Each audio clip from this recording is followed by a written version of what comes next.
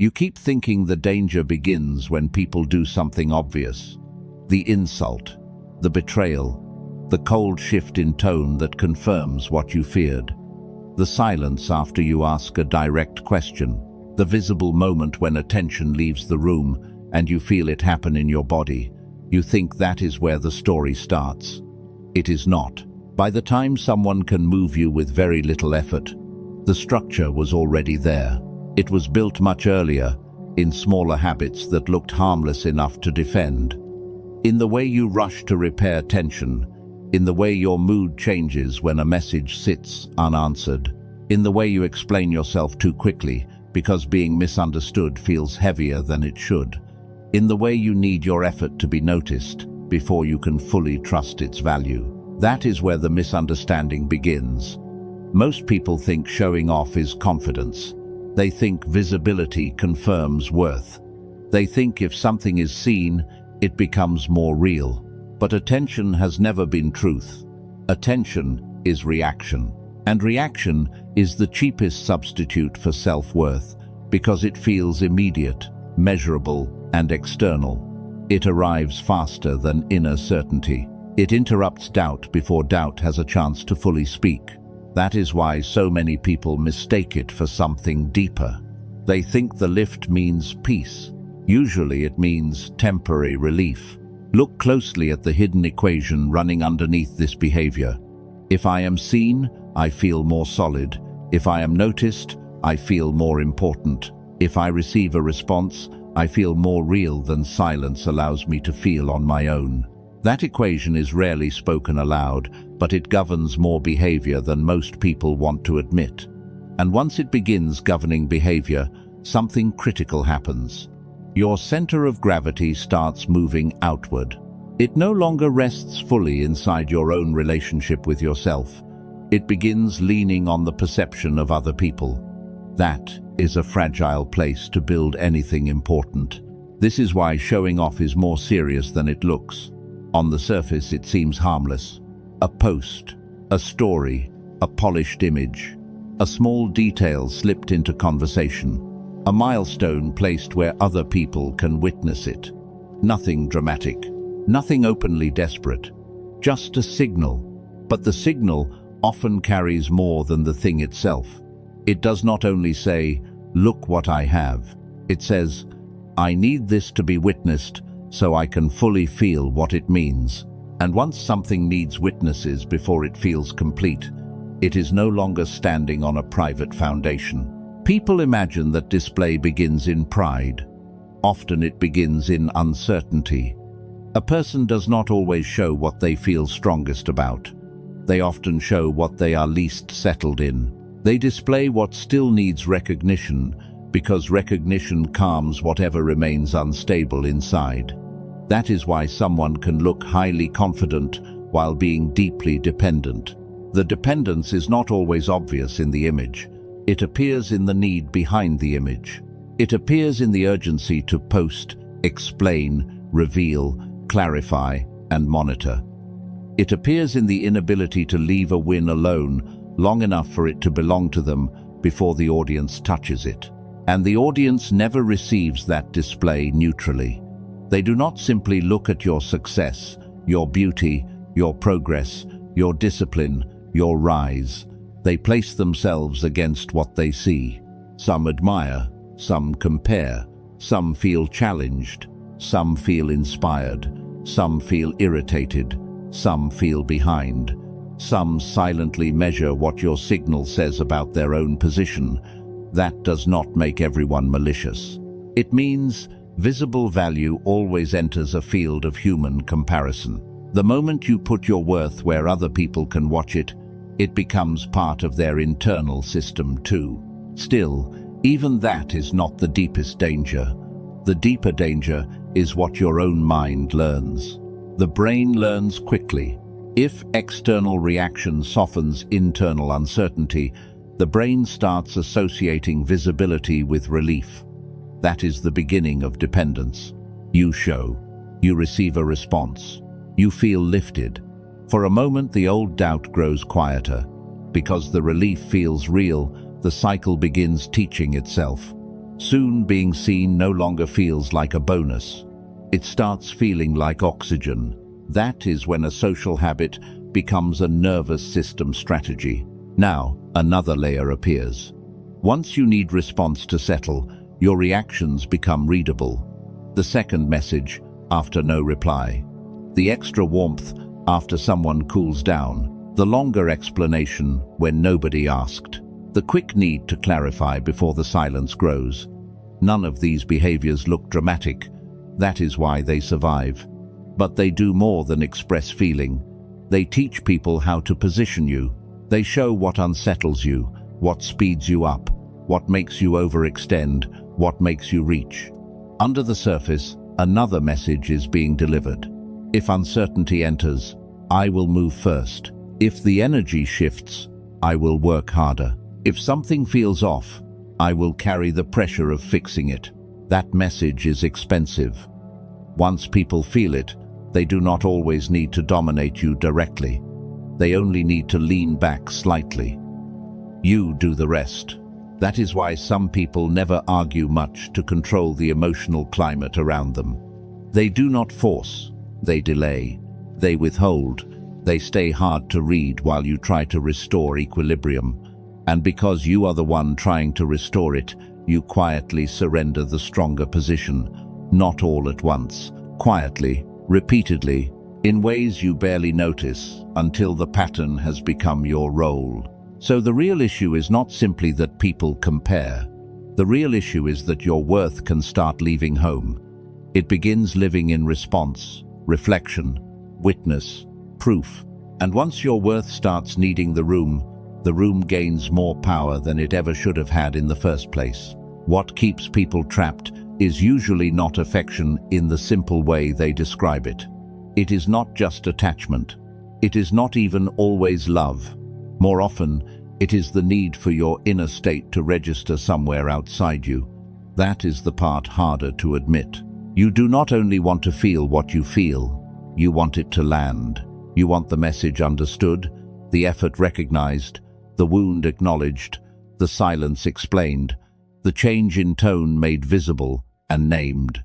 You want some sign that what moved through you actually touched the other side. And when that sign does not come, something in you keeps reaching. This is where many people misread themselves. They say they care too much. Sometimes that is true. But often what they call caring is a more specific dependence. It is the dependence on completion, the dependence on a response that closes the loop and lets the nervous system settle. That is why unresolved interactions stay in your head far longer than they should. Not because the person is extraordinary, but because the experience remains unfinished inside you. No confirmation, no conclusion, no clean place for the energy to go. The outside world did not cooperate with the story your body was trying to complete. Once you understand that, behavior that looked irrational becomes painfully coherent. The second message is not really about information. The long explanation is not really about clarity. The repeated check-in is not really about connection. Each move is an attempt to end psychological tension by getting the outside world to cooperate with the inside one. You are trying to make another person participate in your regulation, and the moment that happens, your stability is no longer fully your own. This is the hidden mechanism behind quiet self-betrayal. Someone becomes shorter with you, and you become more considerate. Someone pulls back, and you become more expressive. Someone stops clarifying, and you start offering better and better versions of yourself, hoping one of them will finally be received correctly. You think you are protecting the connection. In reality, you are training yourself to move whenever uncertainty appears. You are becoming conditionable. The pattern may feel caring from the inside, but structurally, it is surrender. It teaches your nervous system that discomfort means action, ambiguity means pursuit, and delayed acknowledgement means a stronger performance is required. Notice how subtle this is. No one has to threaten you. No one has to say, "Perform for me." Your own discomfort does the persuading. The urge to reduce ambiguity becomes the hand on your back. That is why control often does not feel like control while it is happening. It feels like urgency. It feels like honesty. It feels like maturity. It feels like a responsible attempt to fix what feels unfinished. But if the pattern always ends with you moving first, explaining more, waiting harder, hoping louder, then the deeper issue is not the relationship. The deeper issue is your dependence on a relieving signal. Ask a harder question. What exactly are you trying to get from the person in front of you? Understanding, reassurance, proof that you still matter in the same way, evidence that the shift you sensed is not real. These are not small desires. They shape posture, they change tone, they make you over-invest in outcomes that should have remained mutual. And once another person senses that your peace depends on a certain kind of response, your position changes immediately. You may still look composed, but inwardly you are already negotiating. This is why some people become magnetic when they stop chasing closure. They are not pretending not to care. They have simply stopped asking another person to complete their inner process. That changes everything. They can listen without leaning. They can speak without pleading. They can leave a conversation without needing the ending to feel perfect. Their energy stops reaching for a landing place, so it no longer spills everywhere. They become harder to move not because they are colder, but because they are less dependent on external completion. There is a form of dignity that appears only when you no longer need your emotional reality mirrored back to you in order to trust it. Until then, you remain vulnerable to anyone who withholds acknowledgement. They do not have to be especially strategic. They only need to be inconsistent enough for your need to activate. Once it does, you begin doing work they never requested and may never reward. Their ambiguity becomes your assignment. Their silence becomes your labor. Their unreadability becomes the condition under which your nervous system starts performing. This is why irritation toward distance can become so costly. The more quickly you treat uncertainty as something you must answer, the easier it becomes to teach others how to move you. If your pattern is to become warmer when they cool, clearer when they blur, softer when they sharpen, then your reactions form a map. And once the map is stable, people no longer need to dominate you with force. They can influence you by creating conditions. A delayed response, a small inconsistency, a slight withdrawal. You do the rest. Look at how often respectable language protects this mechanism. You call it communication when you explain yourself again and again to someone already benefiting from your need to be understood. You call it loyalty when you keep granting the benefit of the doubt long after the pattern is visible. You call it maturity when you absorb awkwardness and make the room easier for everyone else. The names sound healthy. The mechanism is not. In each case, your discomfort becomes labor, and their ambiguity becomes the center of gravity. That is why the deeper shift is not becoming harder. It is becoming less dependent on completion. You can want clarity without requiring it to function. You can prefer mutual understanding without sacrificing your center to get it. You can feel the discomfort of incompletion without obeying it. That is where your position returns. Not when everyone finally treats you well, but when your first impulse is no longer to bargain with ambiguity. And once that impulse weakens, other people can still affect you emotionally, but they can no longer steer you through the old reflex with the same ease they once could. Once you see how much urgency exposes you, another question appears. If quick reaction weakens your position, what actually restores it? Most people answer badly. They think the solution is silence as theater, delayed replies as strategy, distance as punishment, a colder face, a flatter voice, a more controlled posture. But imitation is easy to smell, and performed detachment often reveals more need than open feeling ever did. It carries the scent of strategy without the substance of self-possession. Real steadiness begins somewhere less dramatic. It begins with what you refuse to rush. No urgency to answer the text that unsettled you.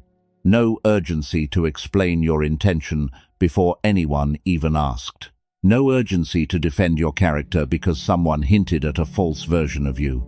No urgency to restore warmth the second another person cools. No urgency to rescue a dynamic from the truth it might be trying to reveal. That is where control changes hands. Not in the visible move, but in the interruption of the old reflex.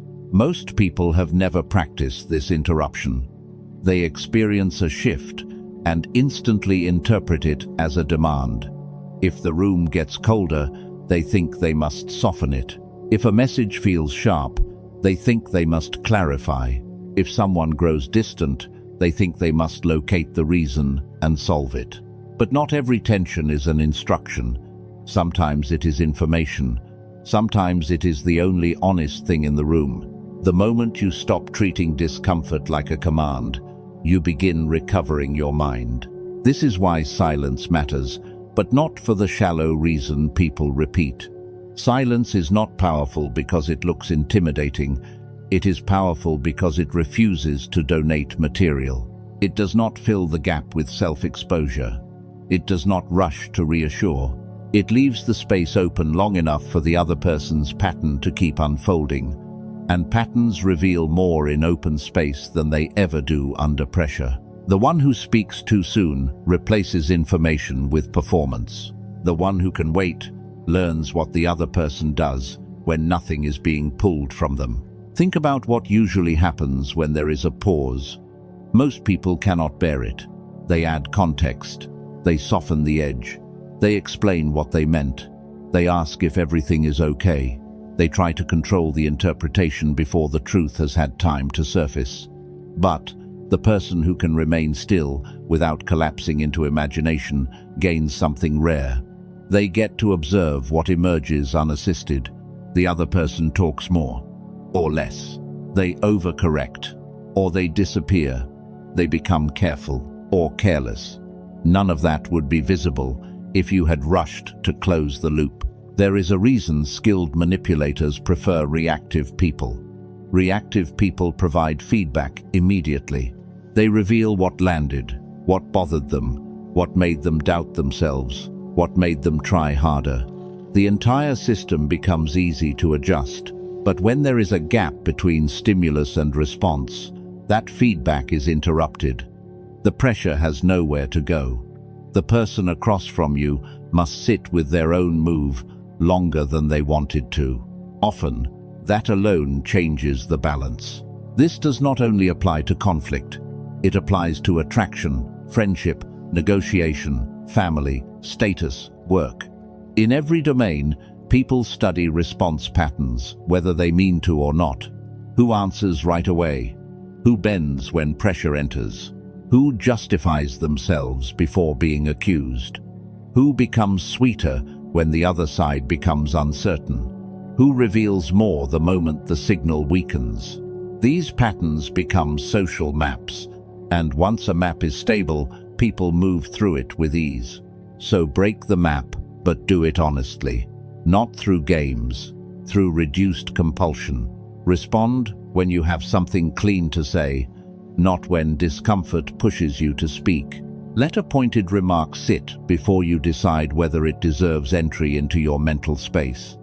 Allow another person's distance to remain theirs instead of converting it into your assignment. These are small acts outwardly. Inwardly, they are structural repairs. They teach your nervous system that uncertainty is survivable without immediate motion. You will feel resistance at first. The body does not like uncertainty when it is used to managing it through action. Stillness can feel like losing. Waiting can feel like weakness. Silence can feel like passivity. But much of that feeling is withdrawal from a habit, not evidence that the habit was healthy. You are not failing because you did not rush. You are meeting the discomfort you once outsourced through reaction. It is not emptiness. It is unpracticed freedom. Then, something important happens. The more you practice non-urgency, the more clearly you see how many situations never needed your intervention at all. Some tensions resolve themselves. Some people reveal enough when you stop cushioning every exchange. Some dynamics collapse because your labor was the only thing sustaining them. That can be painful.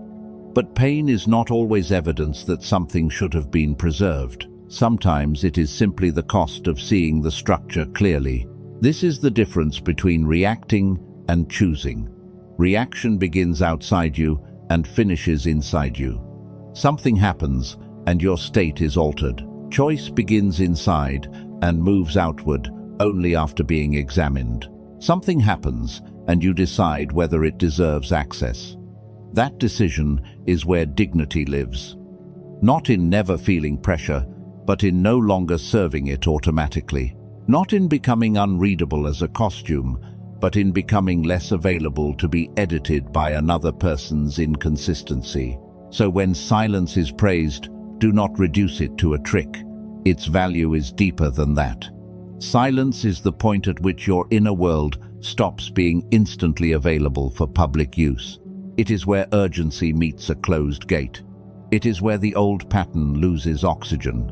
And once that pattern loses oxygen, people start revealing themselves in ways they never would have if you had kept speaking on cue. This is also why delayed response is not the same as strategic delay. Waiting while internally spiraling is dependence. You may look composed, but your mind is being led around by the outcome. Real delay is cleaner than that. It is not a performance of restraint.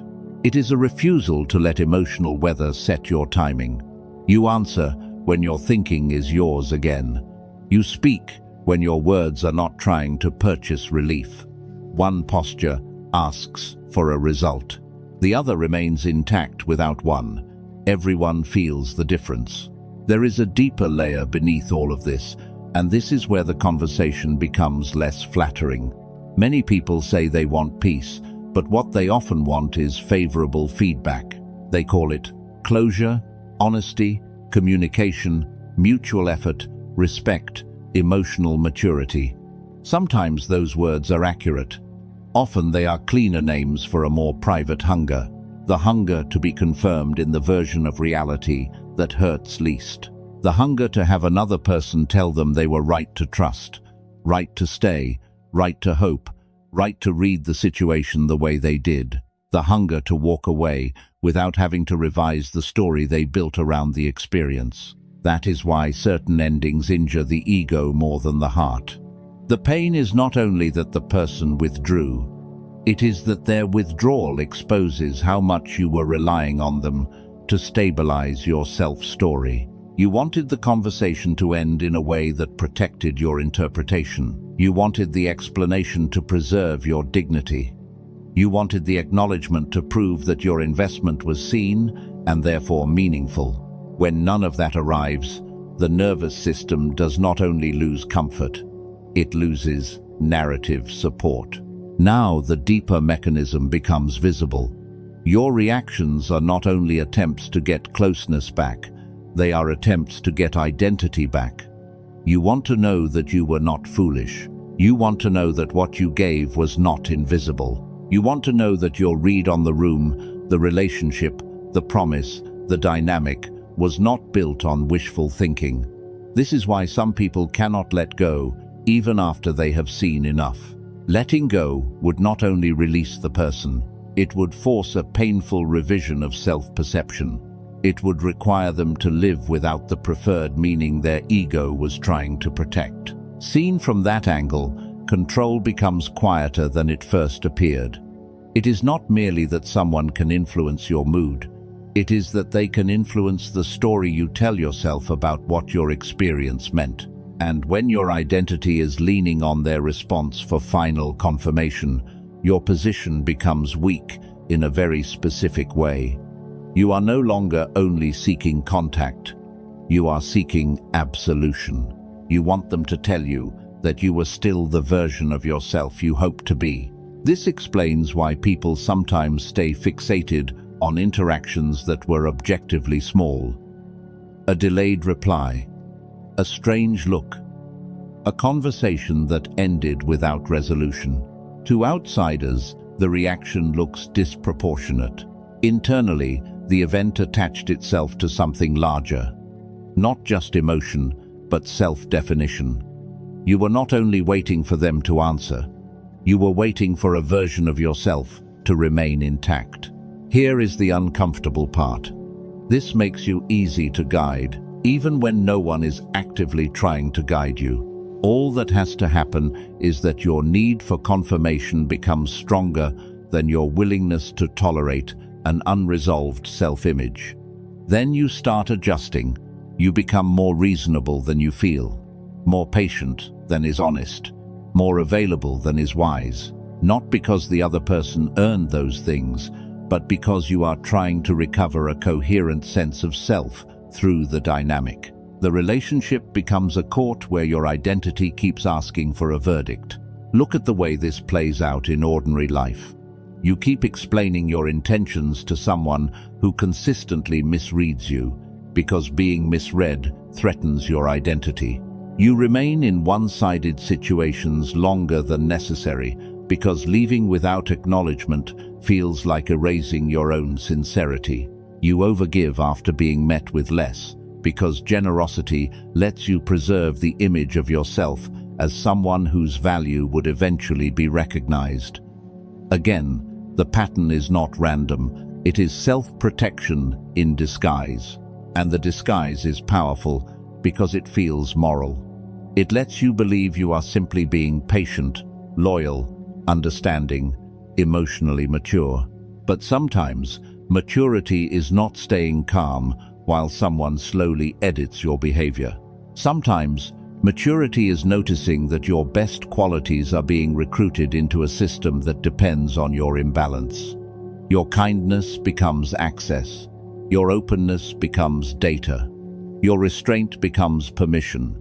Your desire to be fair becomes the reason you keep absorbing more than the situation deserves. This is where detachment starts mattering in a deeper way. Not as distance from people, but as distance from the desperate need to keep your self-story intact through other people's responses.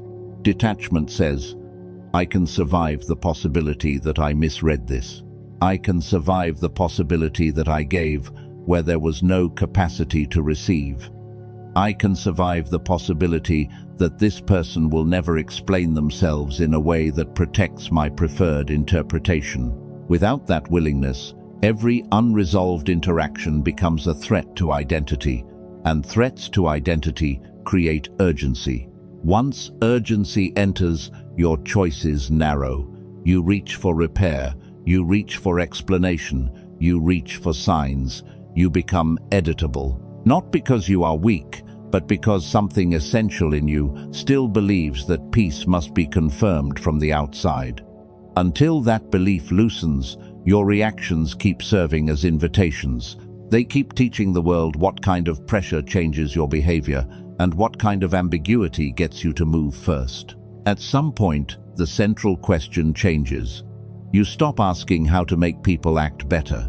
You stop asking how to make them see, respond, choose, explain, or care in the right way. A more serious question takes its place. Why does my system keep granting access in exchange for emotional certainty? Why do I keep offering movement the moment my image of myself becomes unstable? Those questions hurt more because they remove the fantasy that your problem is merely other people's behavior. But they also return power more honestly. Once you see that the deepest leverage is not around your feelings alone, but around the identity those feelings are trying to protect, your work becomes clearer. You do not only need composure, you need the strength to let a false or unfinished story remain unfinished. You need the strength to lose a preferred interpretation without losing yourself. That is harder than playing cold. It is more real. And because it is more real, it changes what no longer has the right to define you when another person chooses silence over truth, distance over courage, or ambiguity over responsibility. By the time you reach this point, the whole issue looks different. It is no longer mainly about controlling other people, and it was never solved by becoming colder than them. The real shift is simpler and harsher. You stop offering immediate access to what moves you. You stop letting uncertainty draft you into action. You stop using another person's response as the place where your internal state gets decided. And when that stops, something becomes obvious. Many dynamics held their shape only because your urgency kept holding them together. People feel this change even when you never announce it. They notice when your replies are no longer driven by tension. They notice when your tone no longer bends just to restore comfort. They notice when the same inconsistency that once pulled more effort from you now produces observation instead of pursuit. At first, they may read it as distance. Some will test it. Some will lean harder on old patterns. Some will intensify because your former accessibility is gone and they are checking whether the old lever still works. What matters is not that they react. What matters is that your center is no longer organized around their reaction. This is the quiet power people sense before they can explain it. Not intimidation, not detachment as a costume. Stability, the kind that does not need to look impressive because it is not performing for witness. You can remain warm without becoming reachable in the old way. You can care without rushing to display care.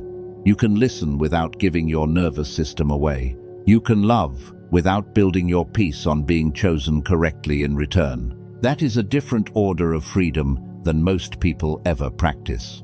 It also changes what you notice. When you are no longer busy managing perception, you start seeing human nature more clearly. You see how many people do not want depth as much as they want convenient access. You see how often inconsistency is not confusion but appetite without responsibility. You see how often attention is welcomed, not honored. You see how many connections survive only because one person keeps repairing the emotional field before it can reveal what it really is.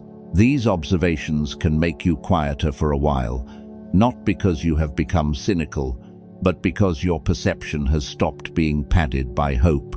Still, this should not turn into pride. That is another trap. Some people discover emotional discipline and begin worshipping their own unreadability. They become rigid. They turn every interaction into a test.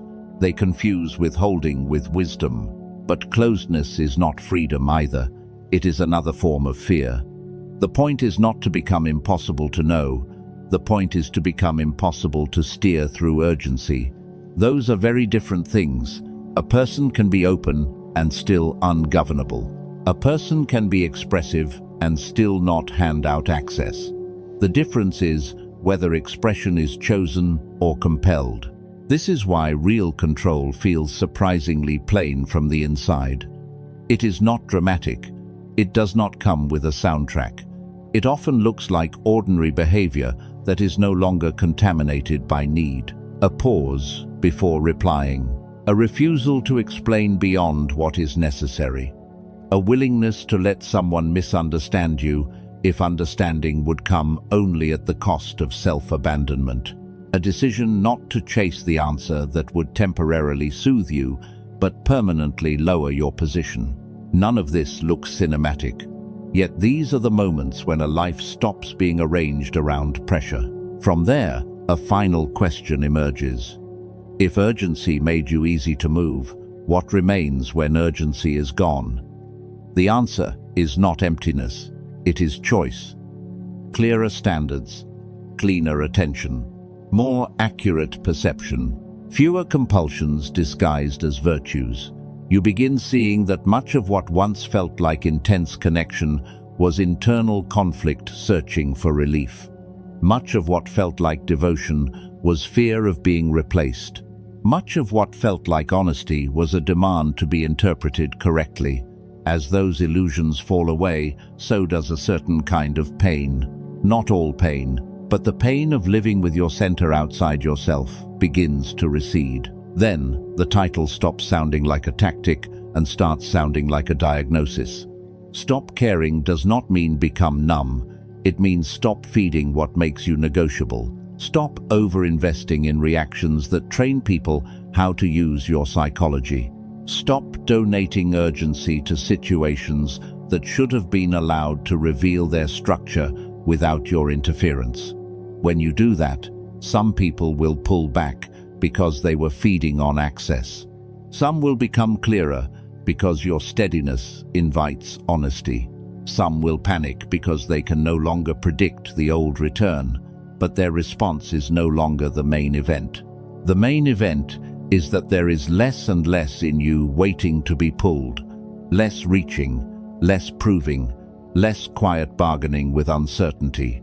And because there is less to pull, there is less to control. This is what people feel when they say someone has presence.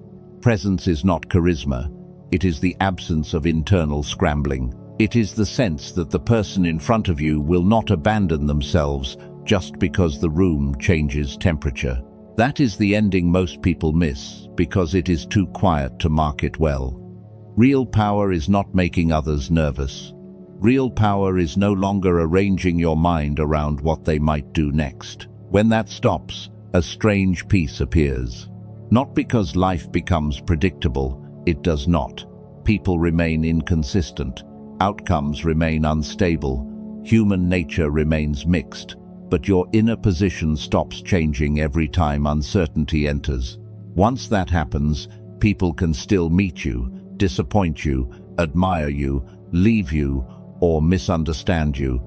They just cannot handle you anymore. The final shift is less about becoming impressive and more about becoming unavailable to rhythm. You stop living on summons. You stop mistaking activation for truth. You stop assuming that what feels urgent must be acted on outside you. You still feel. You still care. You still notice. But the old reflex no longer owns your timing.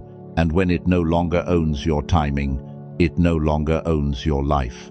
That is the real meaning of self-possession. Not perfect calm, not emotional numbness. Just this: your mind no longer leaves home every time the room changes.